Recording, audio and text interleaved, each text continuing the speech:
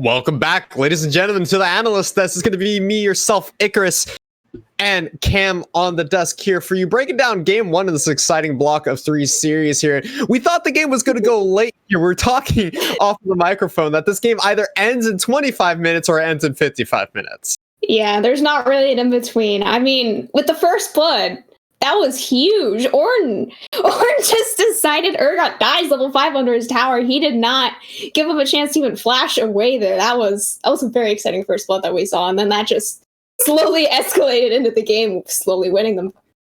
And it's really interesting that you bring up the fact that Skiz did get that solo kill in the top lane, because it felt like the entirety of the early game was really split on how these two teams had their advantages. We had a lot of gold, a lot of kills in the favor of No Fear Wolves, but on the other side, we had 3 early Drakes going into the pocket of Degenerates Reformed here, and we got to see not only them pick up the first Drake very cleanly, but they got to steal onto the second Drake as well, and almost got themselves to that soul point. Yeah, I mean, those dragon fights early game were really game-turning towards them, but I mean, the Baron fights that they decided to take they didn't really benefit from their dragons that they did take early on. So even though they were able to win the early game just a little bit bot side, it was not transitioned into Barons later on.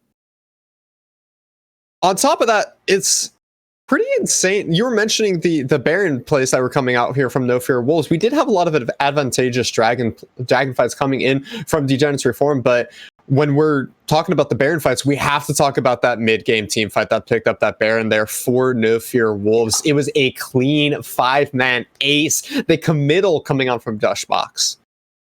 Yeah, I mean, the Azir, he really wanted to turn that fight around, but I mean, there's only so much that you can do once your team has already fallen all around you. It's hard. He really did try.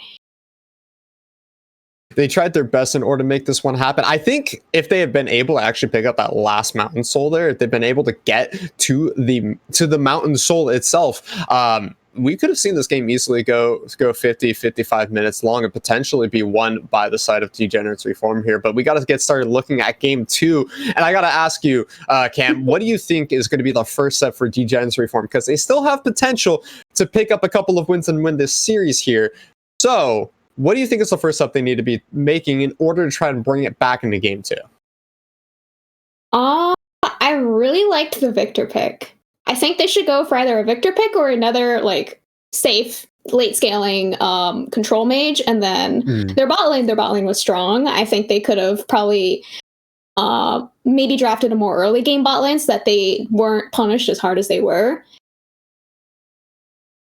Yeah, I mean, it was interesting to see how quickly things fell apart for the side of Degenerates Reform. And that's kind of what happens when you have 2 scaling compositions facing off against each other. Whichever one gets ahead early tends to snowball extremely hard, and it's going to be difficult for the remaining team to try and catch back up. We are getting prepped for game 2 here, and I'm personally curious to see where we're going to see the priority coming in terms of lanes being played towards. You mentioned you want to see more aggressive bottom lanes coming in from Degenerates Reformed here, but I think the biggest issue that Degenerates Reformed has is because they didn't have any priority in any lanes, they weren't able to make any aggressive plays in the early game.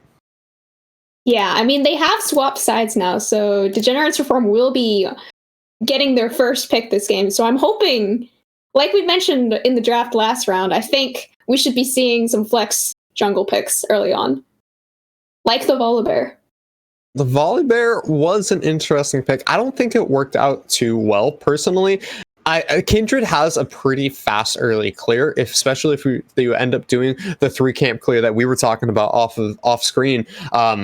But Volibear and just these hard farming tank junglers don't seem to be it anymore in the current meta, especially if we're looking towards the next couple of patches coming up. 11.10 should have some really, really big jungle changes coming in. And I'm curious to see how that's going to affect the entirety of this game. I do want to see Degenerates Reform try and pick up a jungler that's going to have a little bit more early impact. It's going to be able to go toe-to-toe against a squishy pick like the Kindred, or it's going to be able to at least impact the lanes more aggressively than a Volibear that kind of has to run up, use the flash in order to get this done, or has to complete that camp tank, which we didn't even see him complete this game. Yeah, Volibear is definitely it is a champion built for top lane, right? But you can put him jungle. He is a flex pick there, but the only issue is he doesn't have a gap closer other than his ult, other than his flash, which, I mean, those are long cooldowns. You can't go running around blowing your flash in every gank. It's just, it ain't gonna work out too hot. So hopefully they do pick a jungler that was built for jungle with a gap closer. Very, I would say, easier to find early kills and ganks in. You don't necessarily have to have a gap closer built in your kit. We mentioned before, Darius has picked up the jungle quite recently. He's extremely strong at the moment. I think that with Stridebreaker, it also makes Darius very oppressive in the jungle because it allows him to have that little bit of a dash with the massive AoE slow coming in. So he's able to not only gap close out of the jungle, or not only is he able to clear the jungle insanely quickly and extremely healthily, he's also able to gap close out of the jungle with a giant AoE slow, and now he can guarantee the follow-up into the hook off of that. And so some of these more unique champions, while they're, very questionable because we haven't seen a whole lot of them yet, I want to see more of them coming into the meta here or being picked up in this series here as we are getting into game 2 between Degenerates Reformed and No Fear Wolves. Pick and ban starting. Kindred immediately off the table. They don't want to see this Kindred again, man. That Kindred. She didn't have a fun time clearing her jungle very early on with the Urgot. Occasionally with the bush cheeses, but I mean, they just don't like that Kindred ult. The Kindred and Azir combination were putting in quite a lot of work. I didn't even realize it looking at the combo, but the Shireen the Shuffle pushing everybody out of the Lamb's Respite means that what is Degenerates Reformed going to be able to do? They can't get in the heal, they can't force the enemy out of the heal, and they just kind of lost the team fight with all the range that was available for No Fear Wolves. Taking a look at the bans though, Rumble also being taken off the board. Peekaboo is really taking a lot of the focus from these bans here from Degenerates Reformed, as Seraphine will be the last phase 1 ban. Meanwhile, on the other side, Kha'Zix, Morgana, and Kog'Maw, kind of a rundown from the last bans that we saw. A little bit of a switch up here. The Morgana was being picked up by No Fear No Wolves, but they really just do not want to see this Kog'Maw being played. And then, I mean, Seraphine being banned on blue side is always interesting because there is the opportunity to pick Seraphine first pick, and then you could flex your mid or support, right? But I mean, you can ban her out, and then you can first pick Thresh if that's what you really want to. Thresh is basically a better Nautilus. Basically. And then they pick the Nautilus, so there you go. Actually, it's really weird. Thresh is a better Nautilus, but Nautilus wins the Nautilus versus Thresh matchup, I've always found, because Nautilus is just that much tankier than Thresh. However, what it does allow for Degenerates Reformed to do here is it allows them to pick up something like the Jinx, hopefully, cross my fingers, because it allows you to have that Lantern. I'm going to keep raising my voice, and yeah! I love Chris. I love Jinx. I love talking about Jinx. This champion's the best AD carry in the game and potentially the best champion in the game, in my personal opinion. I'm not so sure about best champion in the game. I think you can make an argument for Morgana, but Jinx. True, but she's banned. She's banned. Jinx is now the best champion in the game. This is true. She's the best champion in the game that is currently available to be picked and has been picked. So there you go. Ooh, Diana, there you go. That is one of our new junglers that we are seeing on this patch, and I think the last patch as well. So hopefully we get to see her mid or top or jungle or whatever other role that they're going to decide to put her in. I think this is about the only roles that Diana can go into at this point, seeing as the AD carry and the support have been locked in. Jinx mid, carry Diana. That's all I'm going to say here. With that, though, it could be flex across jungle. Most likely is, or mid, most likely will go into the jungle. I'm curious to see that Volibear has been picked up once again here. This time, No Fear No Wolves are going to be picking this one up, taking away from Degenerates Reformed. I didn't see a whole lot of success out of this bruisey, tanky jungler, but it doesn't mean that there's something that I don't know here that these teams do. It could be easily taken away here as making sure that Degenerates Reformed don't get their hands on it in case they do decide to flex this Diana mid as well. Ooh, they banned away that Ornn as well. I don't want to be seeing any first blood Ornn kills no more. I mean, I agree. I think Volibear jungle is weaker than Volibear top, so they could be looking to throw Volibear top lane this game instead. It is going to be an interesting flex pick. They will be able to they could be able to blind pick their mid laner here, or assume that it's potentially Diana. If they go towards the Victor, towards the Azir, once again, for No Fear Wolves, it leaves Volibear as a strong flex pick that allows them to either counter pick jungle or top side. Once we see exactly where this Diana is going, Shen, Yorick are going to be taken off the board by No Fear Wolves. Azir taken away by Degenerates Reformed. If the Victor gets locked in here, that's going to be the takeaway with no answer from Degenerates Reformed, unless they have something specifically planned for a Victor pick. I mean, there's always the classic Orianna or Syndra, right? It's just another control mate that's very strong in competitive play. And I mean, they're going to lock in that Gnar R4 as well. I don't like it. I'm not sure I like it either. That is forcing Volibear to be in the jungle as well. Yeah, they kind of show their hand here with the Volibear. They no longer have the power of the flex pick. This also allows for Degenerates Reformed to be able to counterpick top lane, and we saw that last game Skiz was able to pick up first blood at level 5. Gnar is a very safe champion, but into the likes of a Malphite, what is Gnar going to be able to do? He just stacks some arbor, picks up the early ninja tabbies and bramble vests, and suddenly there's not a whole lot that Skiz is going to be able to do in the top lane. Malphite is such a classic competitive pick where you pick him, you don't have to do anything in laning phase. You could sit at your tower and just farm minions there, and as long as you hit that crucial ult late game, that is going to win the fight. That's going to win the game. So Malphite is a very, very fun pick. You call it the Orianna line coming in from Degenerates Reformed here, on top of the Malphite Diana as well, with Jinx. Oh my lord, the AoE that is about to come in here from Degenerates Reformed is going to absolutely shred through anyone on No Fear Wolves that is oh so unlucky to find themselves on the bad end of an engage. Yeah, I mean, the classic combo right now is the Diana Yasuo mid, but Diana Malphite Orianna, that sounds stronger almost than the Diana Yasuo. I'm curious to see how this game is going to get played out, because once again, we do have a lot of team fight and late game emphasis coming in from both of these teams. Tristana, Jinx scaling 80 carries once more.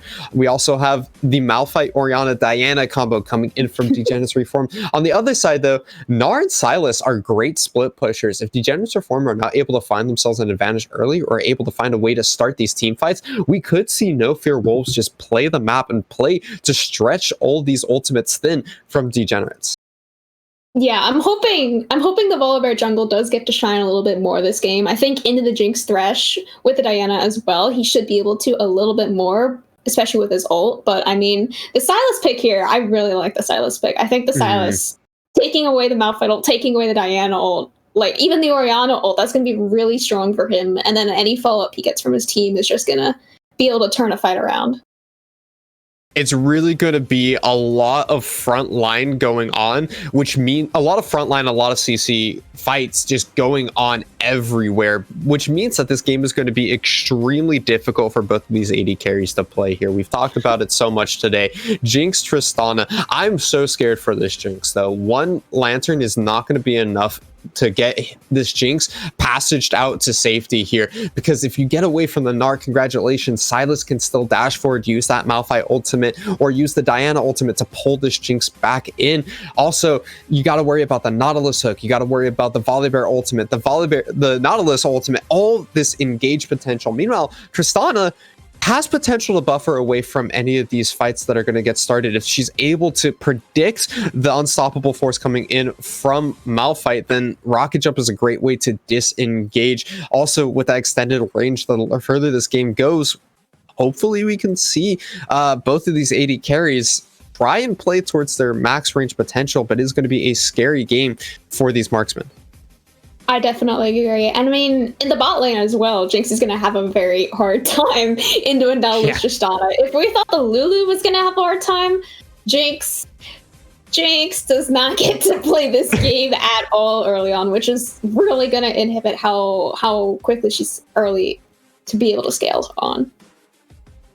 The one thing I am excited to see, though, is a little bit more priority on ganking out of these junglers. Hopefully, Gnar, Silas are going to want to look to play more aggressively. You also have Nautilus that can use the that can use the hook in order to set up ganks for this Volibear on the side of No Fear Wolves. Meanwhile, Degenerates Reform, Diana typically has a better time of being able to force ganks herself. We didn't really get to see much coming out with the just run and stun playstyle from Degenerates Reform. So with a level 3 dash available here, hopefully we can see the junglers be able to play some more aggressive ganking styles, because we saw a lot of farming going on early game last time, and these lanes were able to play just kind of the way they wanted to, and Degenerates Reform got a little solo boloed in the early game. So with a better ganking jungler early game, I'm hoping to see Degenerates Reform actually get some kills and get some early leads for themselves this time around.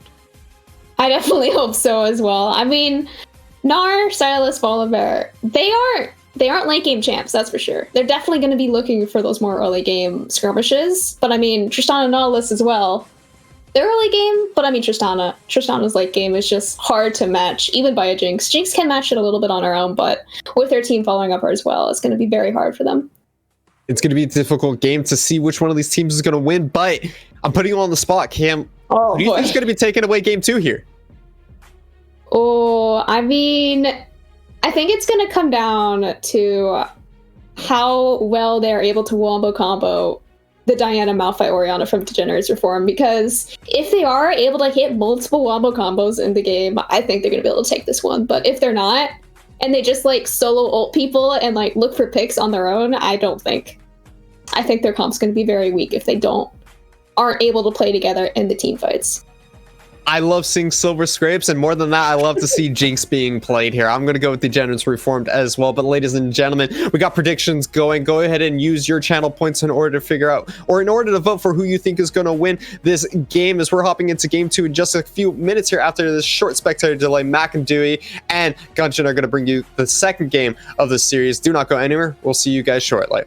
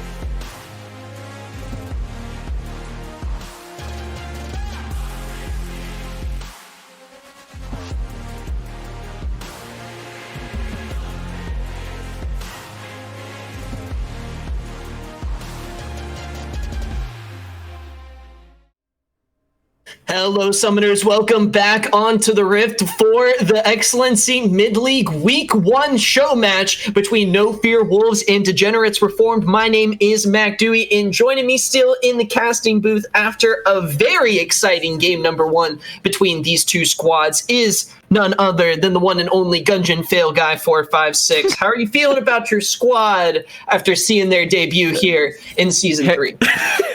I feel like now people are going to get the wrong impression that I'm just completely biased, which I am.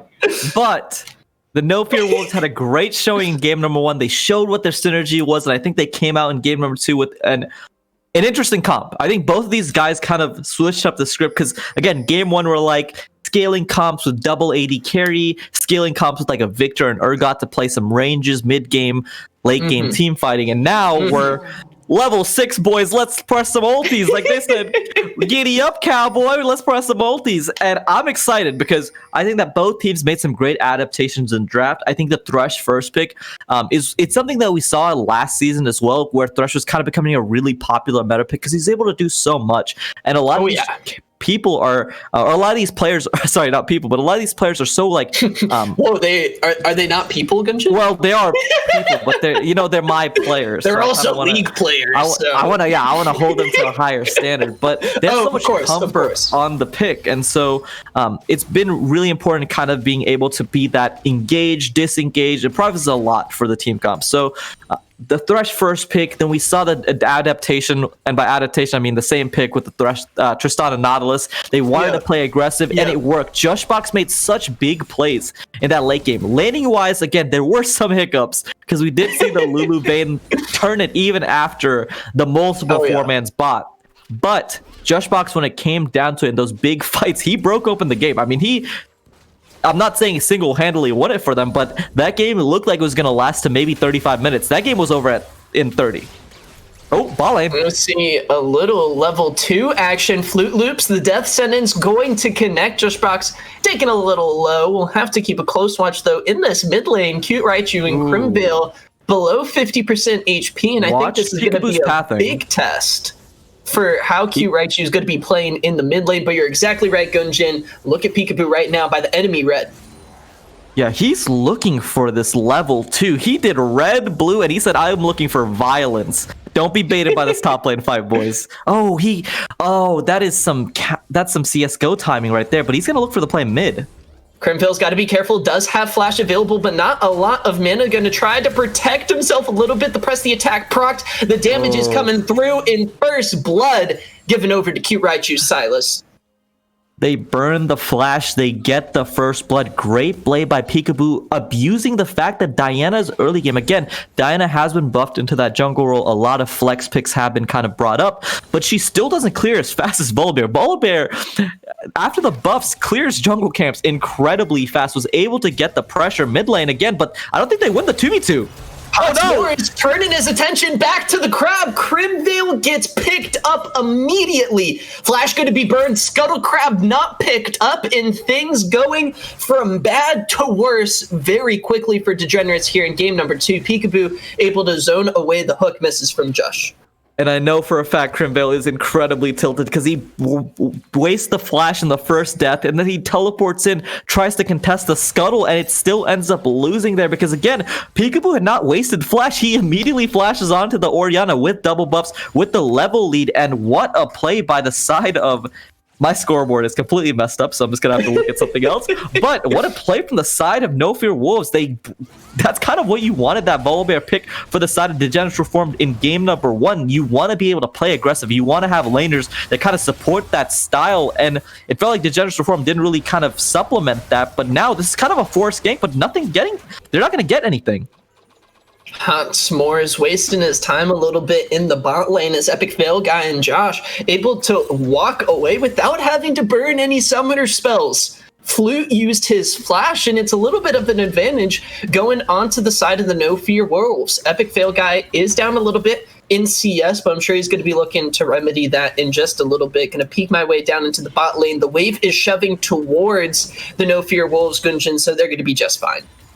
And the reason I say it's complete desperation, because Hot S'mores at that point, he'd lost Scuttle, he'd already farmed his bot side camps, and when he makes a play like that, where the likelihood that it succeeds is pretty low, because again, all summoners are up. At that point, Peekaboo is able to steal the Gromp away as well, and now he's sitting on a 10 CS jungle farm lead, which is incredibly big for the side of this Volibear. He's going to look for a play around top, but probably not going to get anything.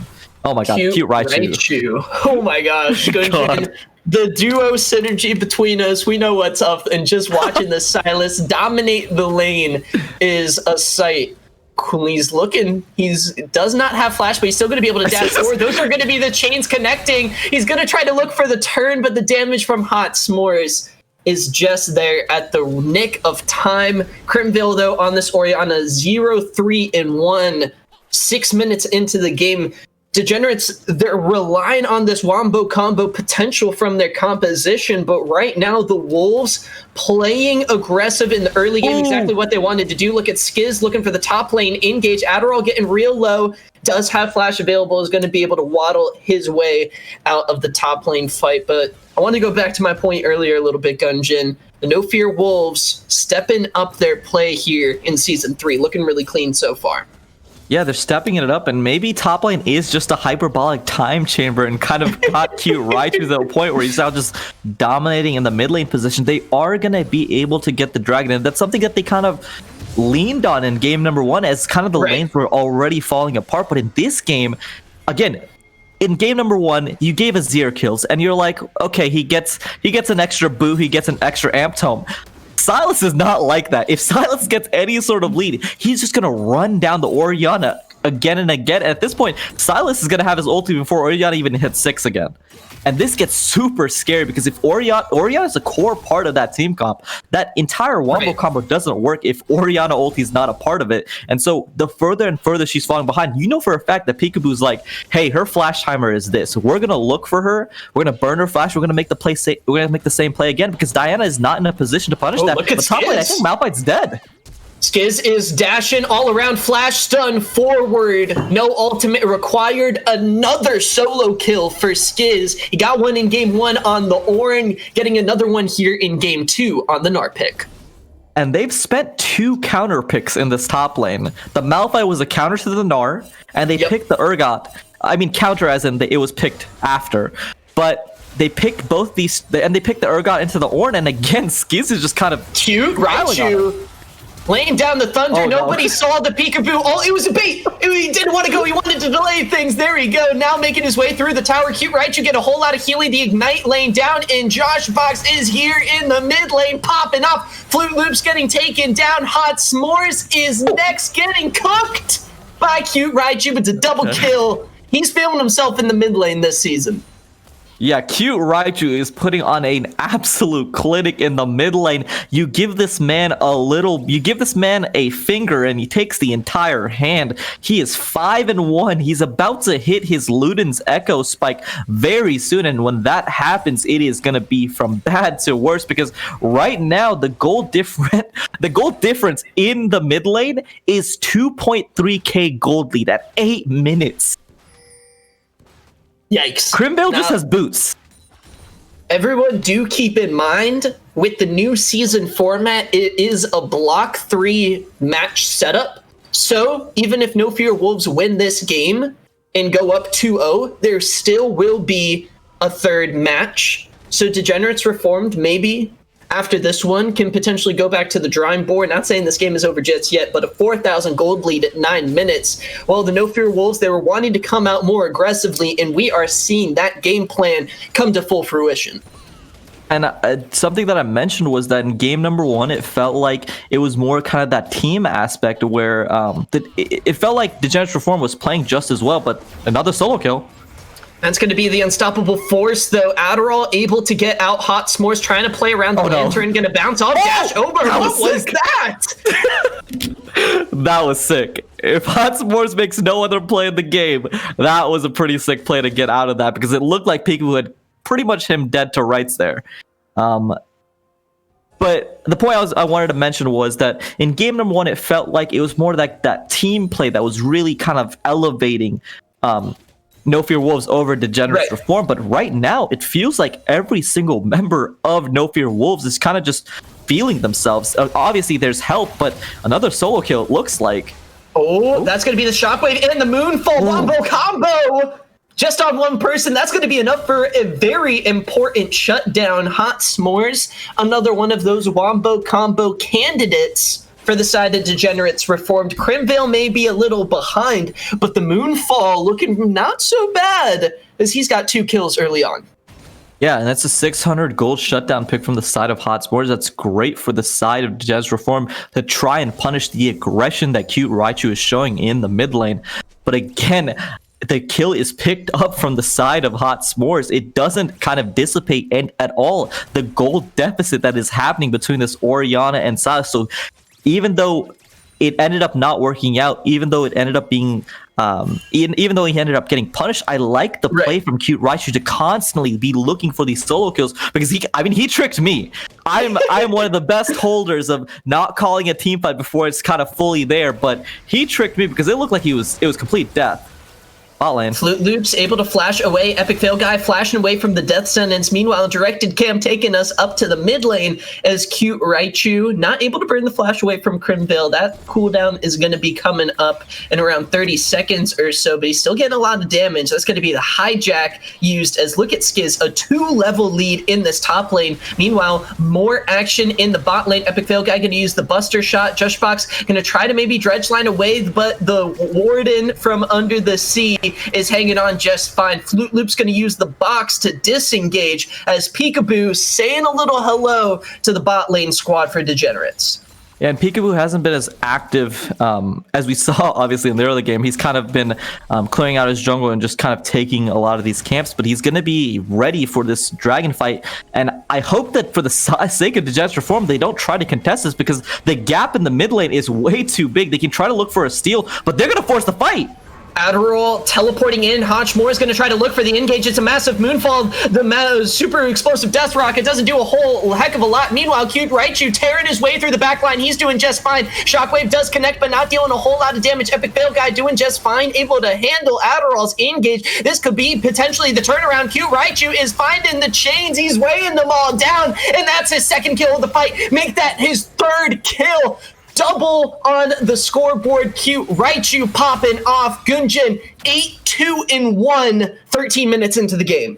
And what a team fight from the side of Cute Raichu. He's really showing his proficiency on the Silas pick, but it's just a head scratcher from the side of Degenerates Reform. It's just a Cloud Dragon, man. You don't have to fight. You don't have to call all the resources and say, this is the fight we're going to stake our lives on, because not only do you lose the fight, you lose the Cloud Dragon, you lose top lane, it gets completely broken open, and you waste the TP from the side of Adderall as well. For the side of Degenerates Reform, it felt like they called their shot way too early. They don't need to be taking fights like that because there's no items for the side of any of their carries. At that point, Crimvale still doesn't have an item. I don't believe that Fox Zero was sitting on his Kraken Slayer at that point, and there was just no damage. Obviously, the engage happened. The Malphite ulti went through. The Orianna ulti caught people. The Diana ulti caught people, but there's no damage for the follow-up. So it didn't matter in the end, and Cute Raichu just cleaned up because there's nobody that can burst out the sides at the moment, and he picks up his 9th kill in 13 minutes. Crimvale a little out of position, gonna avoid the Everfrost route, but Peekaboo coming in, bringing in the Storm turrets can't help you. Cute Raichu goes unstoppable. Okay, Cute Raichu just doing the BM Orianna ulti to clear the minion waves, and he's giving Crimvale a welcome into the XLNC mid league, and so is Skiz. Fox Zero, no peel there, no lantern in sight, overstayed his welcome in the bot lane. Meanwhile, Peekaboo, he knows this is his jungle at this point, up 11 kills in total, the lantern there for Hot S'mores. He's wishing he maybe went on a different camping trip this time around. And you can see, again, Hot S'mores ends up taking the red and gets out, but he's having to be evacuated from his red side when towers aren't even dead. And as I say that, bot lane outer tower falls. Mid lane is going to be the focus. Rift Herald is up at the moment, and with the lead that they have for the side of No Fear Wolves, the world is their oyster. They can take any objective they want, and for the side of Degenerates Reform, they have to play patient. You built this wombo combo comp, but right now you don't have the items to execute. Wait for at least one item. Wait for your item, wait for your boots, and try to make the miracle team fight, because right now, every single fight you're going to meet the buzzsaw that is Cute Raichu. 10 kills, only 15 minutes into the game, with the bottom outer turret taken down. No Fear Wolves are going into mid-game mode, Gunjin. They're sending Epic Fail Guy to the mid lane. They're going to be knocking on the doors here. Cute Raichu doing a little exploration here, but it's potentially a 1v2 situation here. The Moonfall, the Shockwave, everything coming together. He's going to try to turn it around, and he gets one kill! He is dominating. The shutdown going over. Hot S'mores was able to cook him down with the red buff. Get some return gold, but it's still Cute Raichu taking over this game. It's a 1-for-1 overall.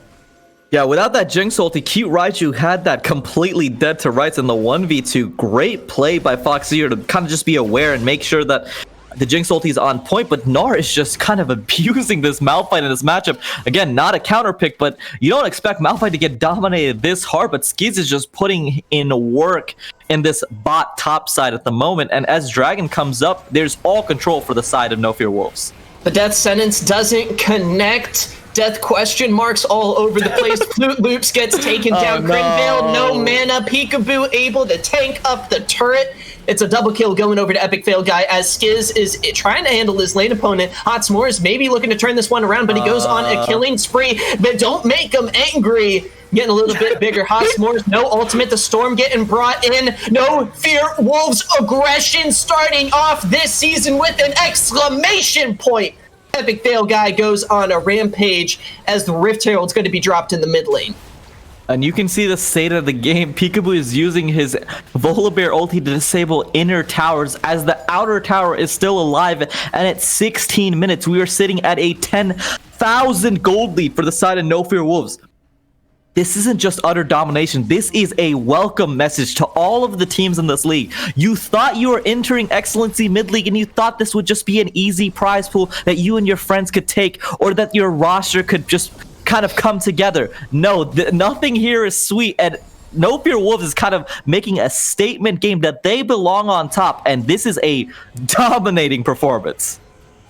Degenerates Reformed will have the opportunity to potentially try to go back to the drawing board and turn things around for game number 3, because I don't think this is as much No Fear Wolves are just like absolutely better than these guys. This was an early game plan coming together. Peekaboo, the jungle pathing that led him to that early kill onto the Orianna was really something that Degenerates not ready to handle. That's going to be a pick in the jungle. Hot S'mores looking for the lantern once again. Flute Loops always just seems to be in the right place at the right time for that. Dragon is available though, Gunjin, and like you were saying earlier, I don't think Degenerates are going to be able to contest here, and this time they're going to heed the wise words of our Prince of Nepal.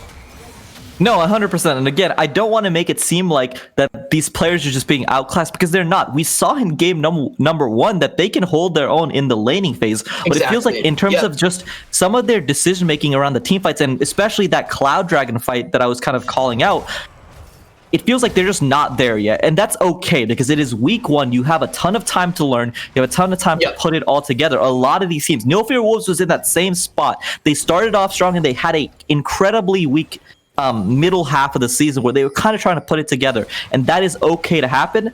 But this is kind of like the statement game. A lot of these teams, especially what we saw in the last split, Meme City Esports and Glade came out strong and they never stopped.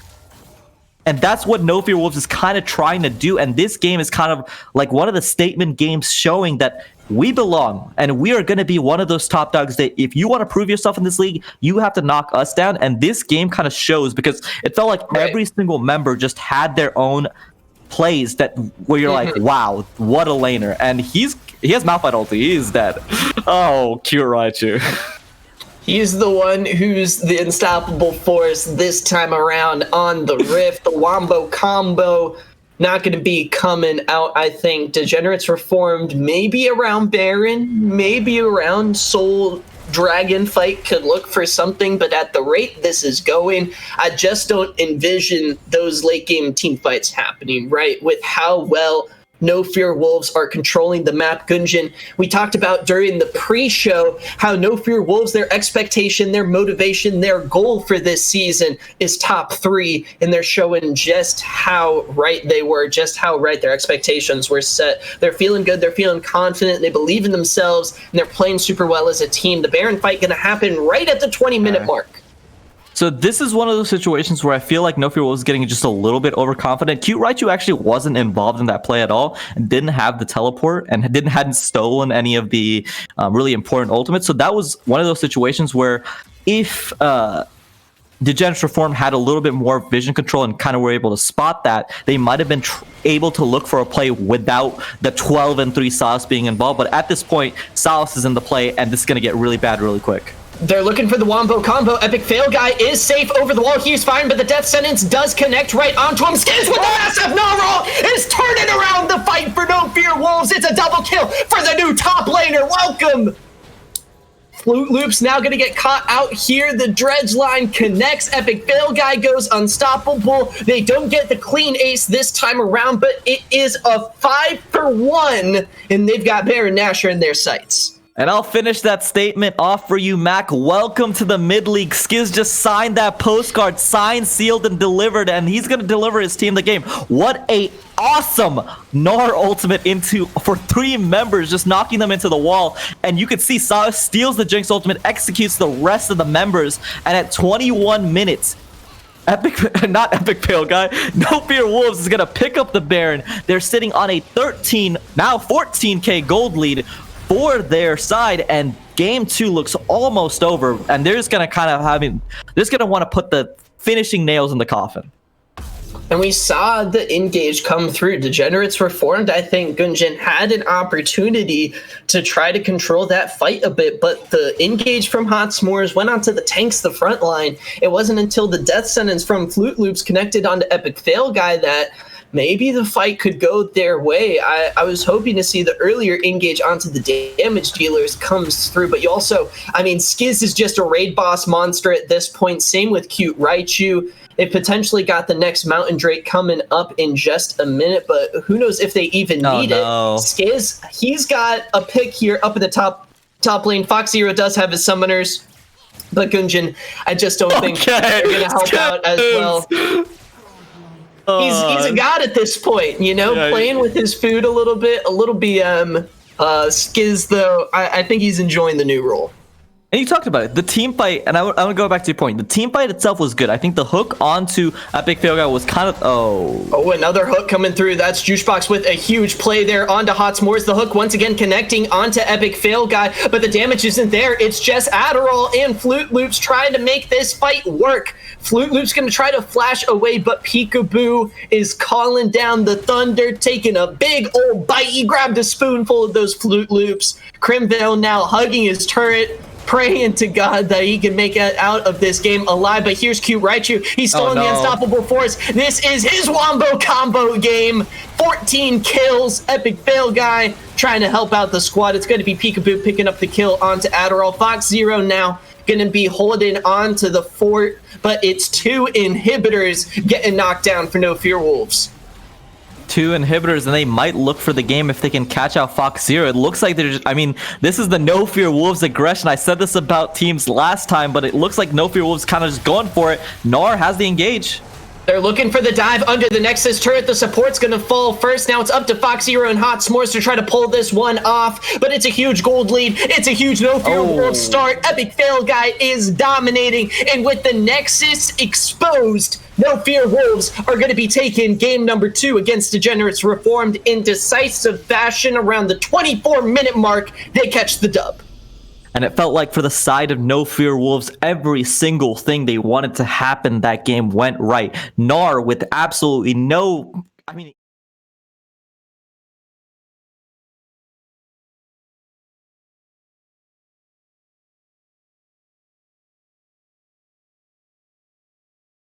flex pick, but Volibear is built for the jungle. He is built for tough up in that jungle role. He was able to farm his entire camps, farm the red buff, and catch out Diana. And the player of the game for me right there is Cute Raichu. He got help from Peekaboo, but the second he got that lead, he completely ran away with it. And even though there were times where he was a little bit too over-aggressive, he made the plays that really just broke open the game, and every single thing that No Fear Wolves wanted to happen went correct. And sometimes that happens, and you just got to shake their hand and say, you guys were the better team in that game. Let's just go back to the drawing board and get ready for game number 3. And that's what Degenerate Reform need to think. Just throw that game out. There's not much you can take from it. You know, it just felt like the game plan for No Fear Wolves just completely went, everything got checked off the boxes. And it's one of those games where it's just like, guys, we just got to reset, because there's not much you can take, because it was just so clean, honestly surgical from the side of No Fear Wolves.